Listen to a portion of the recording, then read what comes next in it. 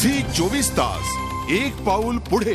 लातूरच्या नळेगाव बस स्थानकात एसटीत झालेल्या स्फोट प्रकरणी आता सगळ्यांचंच लक्ष फॉरेन्सिक अहवालाकडे लागलंय।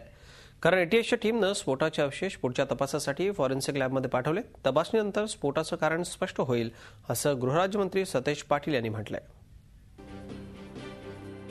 लातूरच्या नळेगाव बस स्थानकात उदगीरहून लातूरला जाणाऱ्या एसटीत झालेल्या स्फोटाचा गूढ वाढत चाललाय। या स्फोटानंतर लातूर, औरंगाबाद आणि नांदेड एटीएस पथकानं परिसराची पाहणी केली आहे। स्फोटाचे अवशेष फॉरेन्सिक लॅबमध्ये तपासणीसाठी पाठवण्यात आले। फॉरेन्सिक अहवाल आल्यानंतर स्फोटाचं नेमकं कारण कळेल अशी माहिती गृहराज्यमंत्री आणि लातूरचे पालकमंत्री सतेज पाटील यांनी दिली आहे। पालकमंत्र्यांनी परिसराचा दौरा केला त्यावेळी ते बोलत होते।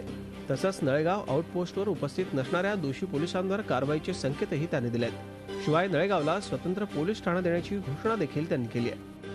शांतता समितीची बैठक घेऊन नागरिकांना संयम राखण्याचं आवाहन केलंय। सर्व जखमींचा खर्च राज्य सरकार उचलणार असल्याची घोषणा देखील यावेळी त्यांनी केली। दरम्यान या स्फोटाच्या निषेधार्थ शनिवारी नळेगाव बाजारपेठ बंद ठेवण्यात आली होती। गृहराज्यमंत्र्यांनी बंद मागे घेण्याचं आवाहन करताच त्याला संमिश्र प्रतिसाद मिळाला। त्यामुळे आता साऱ्यांचं लक्ष फॉरेन्सिक अहवालाकडे लागलंय। शशिकांत पाटील, झी मीडिया, लातूर।